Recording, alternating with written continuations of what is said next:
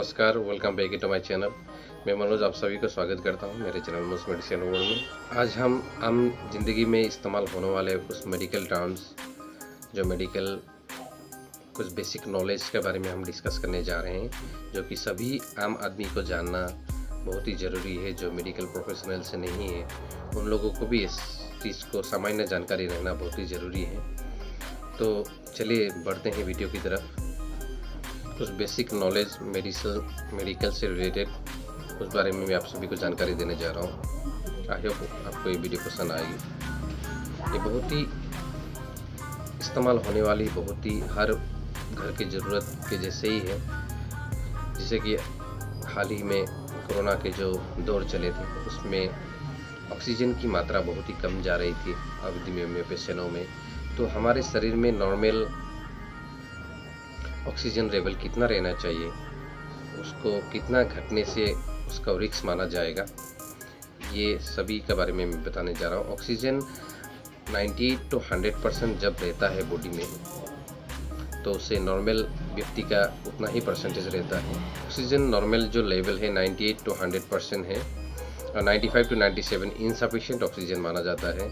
90 to 94 जब oxygen का मात्रा 90 to 94 पहुंच जाती है तो उसे लो बोला जाता है। जो और 90 से भी अगर कम हो तो वो बहुत ही खतरा हो सकता है। उसमें आप ये तस्वीर में देख सकते हैं इसका रेंजेस का बारे में।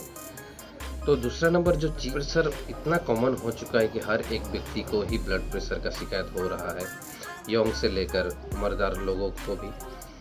जब कभी हमारा शरीर में 120/80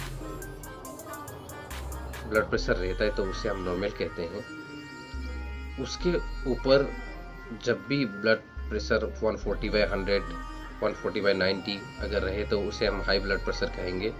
और 110/70 जब हो तो उसे हम लो ब्लड प्रेशर कहते हैं। ये आप ध्यान में रखें। और तीसरा नंबर बॉडी टेम्परेचर। प्रत्येक घरों में हमें डिजिटल थर्मोमीटर से हम जब फीवर को मेजरमेंट करते हैं, अपने बॉडी टेम्परेचर को मेजरमेंट करते हैं, तब हमें ये नहीं रहता है कि बॉडी टेम्परेचर कितना से कितना में हमको नॉर्मल माना जाता है। तो जब कभी हमारे बॉडी का टेम्परेचर 92 डिग्री से 98.6 डिग्री तक रहे तो हमें वो नॉर्मल बॉडी टेम्परेचर मानना पड़ेगा कि उतना रहना है नॉर्मल बॉडी टेम्परेचर। अगर उसका ऊपर 99 डिग्री से लेकर 102 डिग्री तक जब बॉडी टेम्परेचर पहुंचे तो उसे हम फीवर के नाम पर उससे डायग्नोस करते हैं। आप उस स्थिति में आप पैरासीटामोल का कंज्यूम कर सकते हैं जब आपको पता चले कि ये मुझे फीवर हो रही है।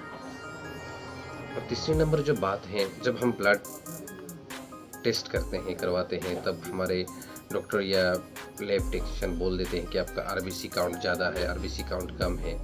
आरबीसी काउंट ये है कि आरबीसी हमारे ब्लड में ऑक्सीजन को कैरी करने की कार्य करती है। तो हमारा आरबीसी हमारे शरीर में ऑक्सीजन को कैरी करती है ताकि हम प्रॉपर तरीक़े से हर बॉडी पार्ट्स में हमारे ऑक्सीजन। तो इसका जो नॉर्मल रेंज है 4.6 to 5.9 मिलियंस एडल्ट में रहती है और फीमेल में 4.2 to 5.4 मिलियंस रहती है और चिल्ड्रन में ये 4.6 to 4.8 मिलियन रहती है।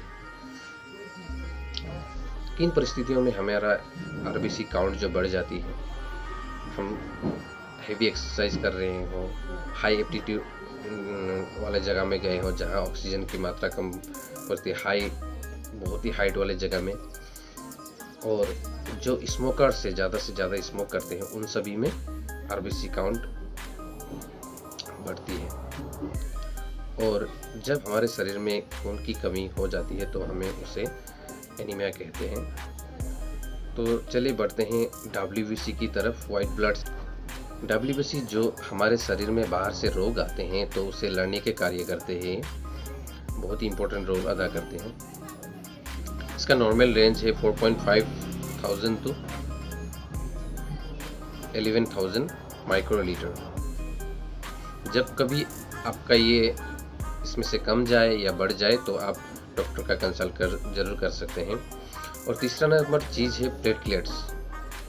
प्लेटलेट्स का मुख्य जो कार्य है वो हमारे खून को बंद करने के, क्लोट करने की, जमाने की काम करती है। जब भी हमें काट इंजरी हो जाता है तो जो थोड़ी देर बाद वो बंद हो जाता है, वो क्लोट हो जाता है, तो उसका काम ये है। इसका नॉर्मल रेंज है 1.5 to 4 लेग्स।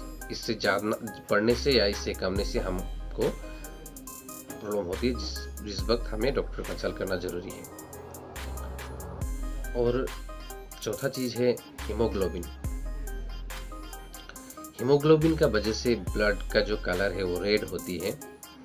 इसका जो नॉर्मल रेंज है पुरुषों में 13 से लेकर 18 ग्राम रहता है, फीमेल में 12 से लेकर 16 और चिल्ड्रन में 14 से लेकर 17। तो ये हीमोग्लोबिन का रेंज है। और ब्लड शुगर जो हमारे बहुत ही कॉमन है, ये प्रॉब्लम जो आमतौर पर बहुत ही कॉमन है, भारत में बहुत ही कॉमन हो चुका है ये प्रॉब्लम।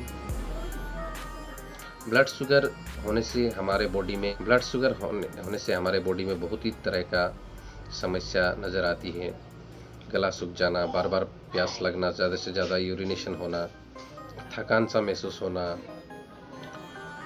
जब कभी हमारे पेनक्रियास बीटा सेल से इंसुलिन प्रोड्यूस होना बंद हो जाता है, तब हमें शुगर की परेशानी या डायबिटीज़ की परेशानी होती है। इसे हम 3 तरीक़ा से डायग्नोसिस कर सकते हैं, जिसको हम फास्टिंग ब्लड शुगर कहते हैं, जिसे हम खाली पेट में करना चाहिए। उसका नॉर्मल वैल्यू है 72 to 110 mg/dl। और खाना खाने के 1.5-2 घंटा के बाद जो करते हैं उसे पोस्टप्रेंडियल ब्लड शुगर कहते हैं। ये 80 to 140 mg/dl रहता है इसका नॉर्मल वैल्यू।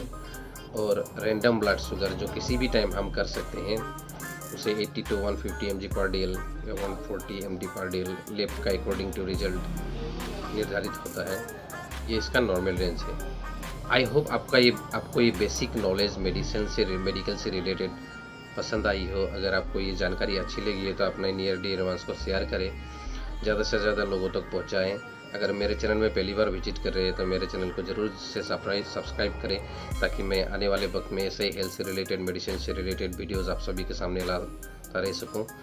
वीडियो को देखने के लिए बहुत बहुत धन्यवाद। ज़रूर से लाइक, कमेंट, शेयर ज़रूर करें दोस्तों। Thank you everyone.